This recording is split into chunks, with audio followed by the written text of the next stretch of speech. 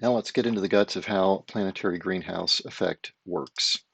So as we've already said, the Earth wants to reach an energy balance where the flow of energy into the Earth from the sun is balanced by the flow of energy away from the planet. And ultimately, the only way energy can leave the planet is by infrared radiation. And as we've already seen, the average temperature of the Earth is about 288 Kelvin, and that 288 Kelvin is about 13 Kelvin warmer than it would be if there were no atmosphere on the planet.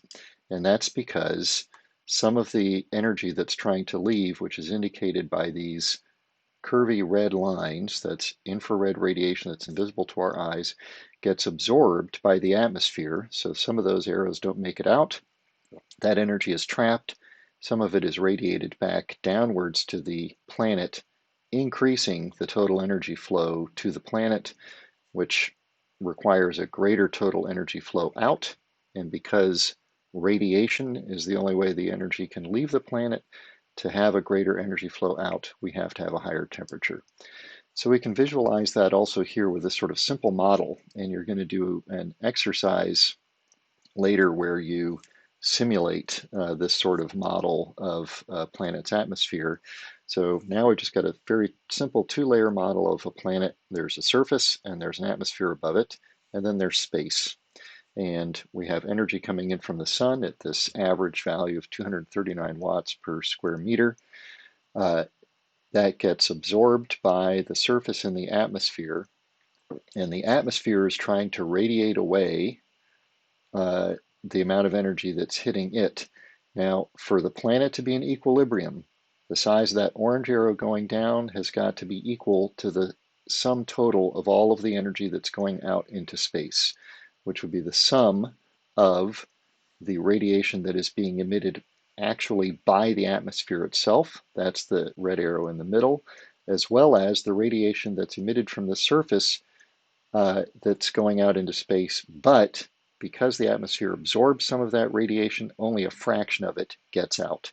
And so in order for those two red arrows to add up to that orange arrow, the radiation leaving the surface of the space, that red box down there at the surface, is wider than the orange arrow up there at the top. That means the planet has to be warmer than it would be if I just had 239 coming in uh, and no atmosphere at all. So if we imagine erasing the atmosphere there, I would just have an orange arrow straight down to the surface and an identical red arrow going straight back out into space. But the presence of the atmosphere absorbs some of that radiation and requires the surface to be warmer. How is the radiation absorbed? Here is an example of a spectrum. And a spectrum, as you'll recall from our earlier discussions of light, represents the amount of light at different wavelengths. And in this particular case, we're looking at how much light is absorbed at different wavelengths by the Earth's atmosphere. And 100% absorption means no light gets through. 0% absorption means it's entirely transparent. And the part of light that we see is this part that's labeled VIS for visible. And you can see that the atmosphere is mostly transparent there. But at shorter wavelengths in the ultraviolet, happily for us, protects us from getting skin cancer, the atmosphere is opaque. And at longer wavelengths, which is where the Earth is trying to radiate its energy back to space, there are several places where the absorption is high, where that black curve is up near 100%. So some of the um, radiation that is trying to leave at those wavelengths is blocked and trapped by primarily, as indicated in the slide here, water vapor and carbon dioxide. This is a picture of the Earth, not in visible light that we're used to seeing, but in the infrared wavelengths that the Earth primarily radiates in. And you can see in this picture, the land and the ocean don't stand out so differently because this is not reflected sunlight. This is emitted infrared radiation, and the land and the oceans are roughly the same temperature. They're both dark in this image, and what is bright are the cloud tops. So the clouds are warmer here, and they are radiating a lot more radiation at this 10 micron. And I shouldn't say they're warmer, they're higher. And the 10 micron radiation that's trying to get out from the surface of the Earth isn't making it out because it is absorbed by the Earth's atmosphere. So let's take a look at a detailed picture of the Earth's energy balance. This is now sort of a more complete and detailed picture compared to the earlier one with that 2 layers there, where we're looking at the total flow. Now, here we have 340 watts per square meter of incoming solar radiation. That is 1/4 of the 1360. That's the total amount of watts per square meter of sunlight passing through a square meter pointed at the sun, and it's 1/4 of that because the Earth's surface area is 4 pi r squared, but the area that the Earth blocks of sunlight is just 1 pi r squared. So that 340 comes from that 1360. That's how bright the sun is, basically. We've previously talked about 239 as the average amount of sunlight. Remember, that was the amount of sunlight making it down to the surface. So over here on the left, you see 101 watts per square meter reflected. 340 minus 101, that's our 239. Okay, so here we're just breaking that apart. Of that 101, 76 is reflected by the atmosphere, 25 is reflected by the surface, and that leaves 239 that's coming in to the planet. 79 of that 239 is absorbed by the atmosphere, 160 is absorbed by the surface. So each of these arrows with a number next to it represents an energy flow of watts per square meter. That means joules per second per square meter. So 160 joules per square meter per second on average are absorbed by the surface over the averaged over the entire surface of planet Earth of sunlight. 20 joules per second per square meter, 20 watts per square meter of energy leaves the surface of the Earth via convection, one of our energy transport processes. 84 watts per square meter of energy leave by the process of energy going into water at the surface of the Earth and evaporating that water. So this graph is a very information-rich description of the energy flows at the surface of the planet. I'm going to spend a lot of time on it. This is very important to understand, okay? You're going to be seeing this on quizzes and exams, and it is really explaining how the whole system works. So this shows that we've got energy flows into the atmosphere directly from sunlight, 79 watts per square meter absorbed by the atmosphere, and also energy absorbed by the atmosphere that's coming from the surface of the Earth.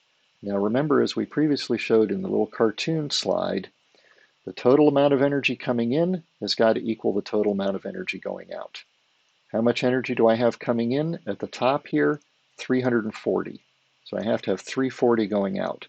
Well, I get 101 going out just from reflection. That leaves me with my famous 239 watts per square meter that need to be going out as emission from the planet as a whole. And that's what you see on this far right upper arrow, outgoing infrared radiation. 239, that added to the reflected 101 gives us our 340.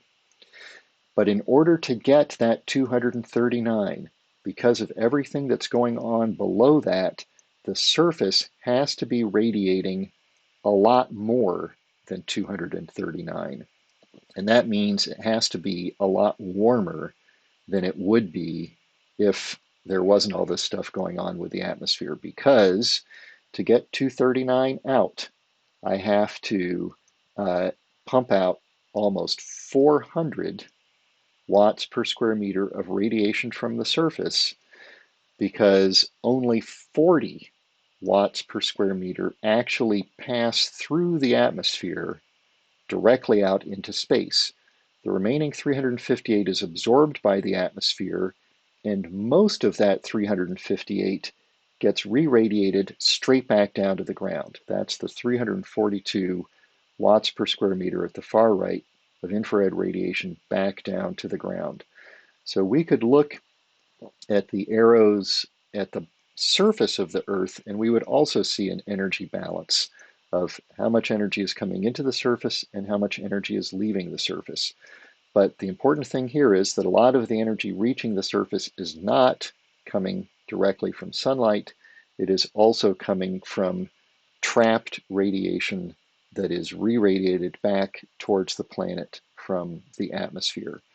And so while our net flow at the top out at space, if we were an accountant measuring how much energy goes by us towards the planet and how much energy is leaving, it would be balanced out at this 340 watts per square meter in and 340 watts per square meter out. Down at the surface, the energy flow is much larger. And that's because of all these interchanges of energy with the Earth's atmosphere. We can see the same process happening at our neighboring planets, Venus and Mars. Both of these planets have atmospheres. Venus a little bit closer to the sun, Mars a little bit further away. And let's take a look at what their temperatures are like. And here we introduce this new term albedo, that is reflectivity. A high albedo means something is very reflective, which means it does not absorb a lot of light. A low albedo means something's very dark and it does absorb a lot of light and is hotter. The albedo of Venus is quite high. It's very reflective. Because it's very reflective, even though it is closer to the sun, because of that high reflectivity, if it did not have an atmosphere, we would expect it to have a temperature of only 232 Kelvin, very cold, minus 44 degrees Celsius. And so what do we see as the actual temperature? 735 Kelvin. That's 460 degrees Celsius. That's 900 degrees Fahrenheit. Lead melts on the surface of Venus. That's how hot it is. The greenhouse effect is 500 kelvins, a huge increase in the temperature. Mars has a negligible greenhouse effect. Its surface temperature is very close to what it would be in the absence of an atmosphere. Why? Let's take a look at what those atmospheres look like. Here's a slide we saw back in Module 1. If we take a look at the abundance of CO2, a primary greenhouse gas, this infrared radiation trapping gas, on Mars and Venus, their atmospheres are almost entirely CO2, but notice in the next to bottom row of the table, the pressure. The pressure for Mars is 0.006 millibars. That's less than 1% of the pressure on the Earth, which has a pressure of 1 bar, which means while it's mostly CO2, there's very little of it. Venus, on the other hand, has almost 100 times greater atmospheric pressure, and it is almost 100% CO2, whereas the Earth is much less than 1% CO2. So you get this 400, almost 500 Kelvin increase in temperature, 500 Kelvin increase in temperature for Venus, and a negligible temperature increase for Mars, and that's because of the difference in the atmospheric pressure. Why did Venus get that way? Well, there are a lot of processes that go on a planet that control how much greenhouse gas are in it. Obviously, right now on the Earth, one of those processes is people burning fossil fuels. That puts a lot of CO2 into the atmosphere. Volcanoes also put a lot of CO2 in the atmosphere, and as we will see later in this module, there are processes that remove CO2 from the atmosphere. For Venus, what likely happened is the processes that remove CO2 from the atmosphere are slower or shut off, and so volcanic activity that puts CO2 into the atmosphere didn't have anything compensating for it to remove it, such as plate tectonics that we have here on the Earth, and that increased the temperature. And as we will see later in this module, that could have a positive feedback effect.